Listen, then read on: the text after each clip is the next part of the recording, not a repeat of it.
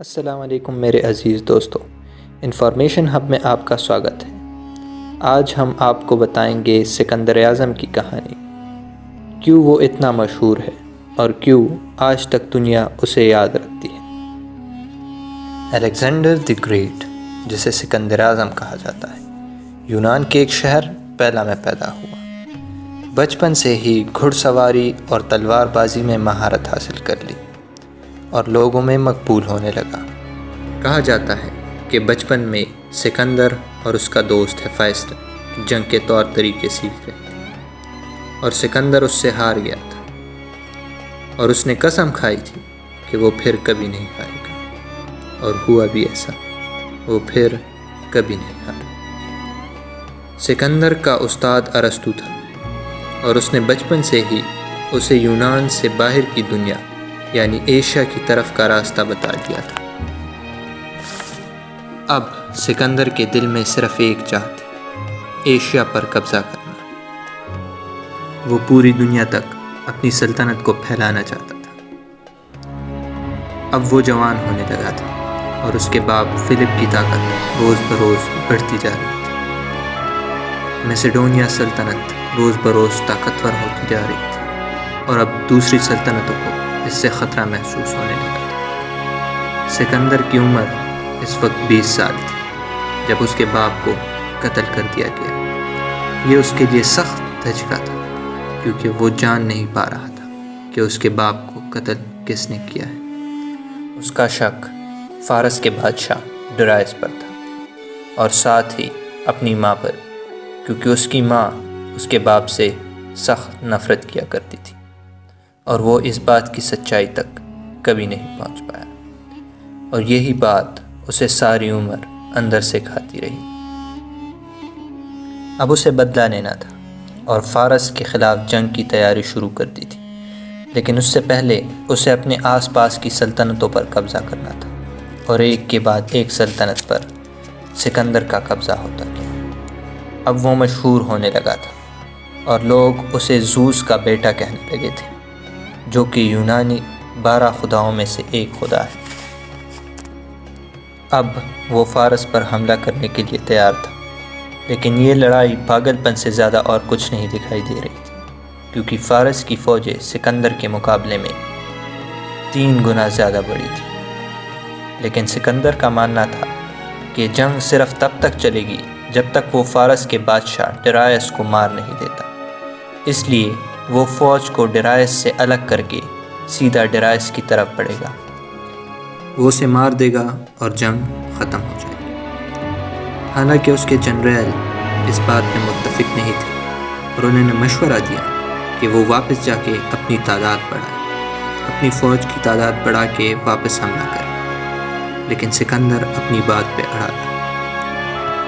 وہ ڈرائس کے خلاف جنگ میں اترا اور ویسا ہی ہوا جیسا اس نے کہا تھا۔ فوج سے ڈرائس کو الگ کر کے اس نے ڈرائس کو مارنے کی کوشش کی، لیکن ایسا نہ ہو پایا۔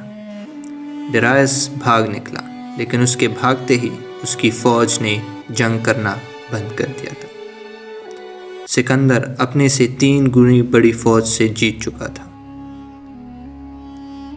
لیکن جب تک وہ ڈرائس کو نہ مارتا، سلطنت پوری طرح سے اس کی نہیں ہونے والی تھی۔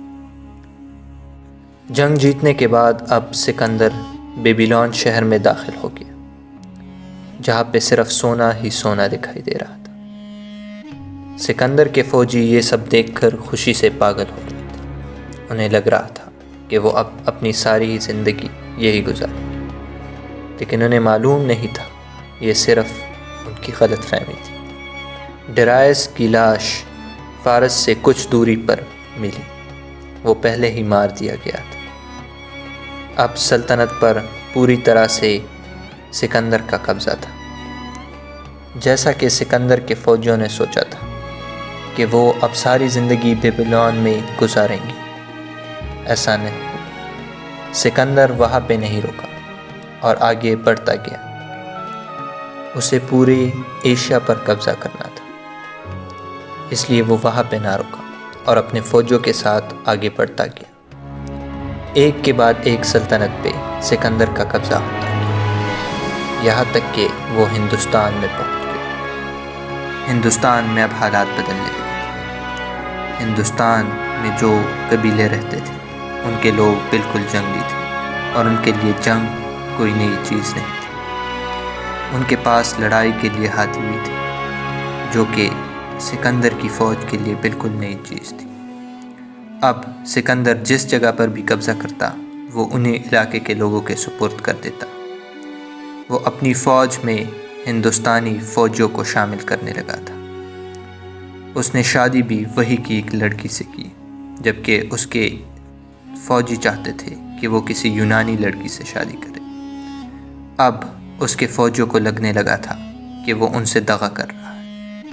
اس نے اپنے وفادار ساتھی کلائٹس کو وہاں کا گورنر بنانا چاہا، لیکن وہ اس بات پہ راضی نہ ہوا، کیونکہ وہ چاہتا تھا کہ اسے گھر کے قریب کوئی علاقہ دیا جائے، یونان کے قریب، اور اسے اتنی دور کا علاقہ نہیں چاہیے تھا۔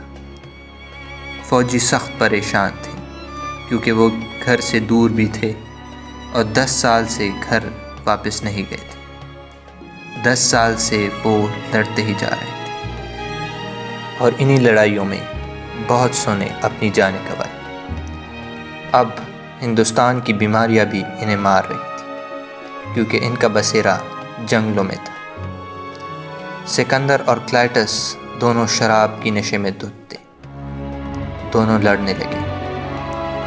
سکندر کو غصہ آ گیا اور شراب کے نشے میں اس نے کلائٹس کو مار ڈالا۔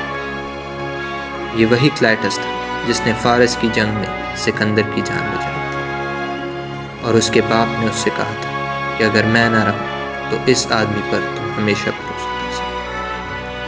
اب غصے اور نشے میں اس نے کلائٹس کو مار تو ڈالا تھا، لیکن اسے سمجھ نہیں آ رہی تھی کہ وہ کیا کرے، کیونکہ وہ اس کا عزیز دوست بھی تھا۔ سکندر 3 دن تک اپنے خیمے میں بند رہا۔ جب سکندر کے ہوش ٹھکانے آئے تو وہ اپنے خیمے سے باہر نکل گیا۔ کچھ ہی وقت بعد اس کے دوسرے دوست ہیفائسٹن، جو اس کا سب سے قریبی ساتھی تھا، اس کی بھی موت ہو گئی۔ اسے کسی نے زہر دے کے مار ڈالا۔ فوجی پہلے ہی ڈرے ہوئے تھے، اور اب ہیفائسٹن اور کلائٹس کی موت کے بعد وہ اور جنگ نہیں لڑنا چاہتے تھے۔ فوجی واپس جانا چاہتے تھے، لیکن سکندر اس بات کو ماننے کے لیے تیار نہ تھا۔ فوجیوں نے بغاوت کرنا شروع کر دی، اور جس نے بھی بغاوت کی سکندر نے ان سب کو مار ڈالا۔ اب فوج کا وہ ولولہ نہیں تھا۔ اب یہ جنگ سکندر جیت نہیں سکتا تھا۔ ہندوستان میں پہلی دفعہ سکندر یہ جنگ ہار گیا۔ سکندر اس جنگ میں زخمی ہوا اور وہ سمجھ چکا تھا کہ اب واپس جانے کے علاوہ اور کوئی راستہ نہیں۔ فوج بڑھ چکی ہے اور اب اور نہیں لڑا جا سکتا۔ سکندر ہندوستان سے واپس یونان کی طرف آیا، اور وہاں پہ اچانک اس کی طبیعت خراب ہونے لگی، اور اسے ایسا لگنے لگا کہ اب وہ نہیں بچے گا، اور 32 سال کی عمر میں سکندر کی موت ہو گئی۔ کئی لوگ کہتے ہیں کہ اس کی موت کسی بیماری کی وجہ سے ہوئی تھی، جبکہ کئی لوگوں کا ماننا ہے کہ اسے اپنے فوجیوں نے ہی زہر دے کے مار ڈالا، کیونکہ وہ پاگل ہو گیا تھا۔ اسے جنگ کے سوائے کچھ نہیں دکھائی دے رہا تھا، اور جو کوئی بھی اس کی مخالفت کرتا اسے وہ مار ڈالتا۔ شاید یہ تو کبھی پتہ نہ چلے کہ وہ کسی بیماری کی وجہ سے مرا تھا یا اسے زہر دیا گیا تھا، لیکن یہی سکندر اعظم کا انت تھا۔ اس دورانیے میں اس نے بہت وسیع علاقے پر قبضہ کیا اور اپنی سلطنت قائم کی۔ اس کے مرتے ہی لوگ اس کی سلطنت کے لیے لڑنے لگے۔ اس کی سلطنت کئی ٹکڑوں میں بٹ گئی اور ایک دوسرے سے ہی سب جنگ کرنے لگے۔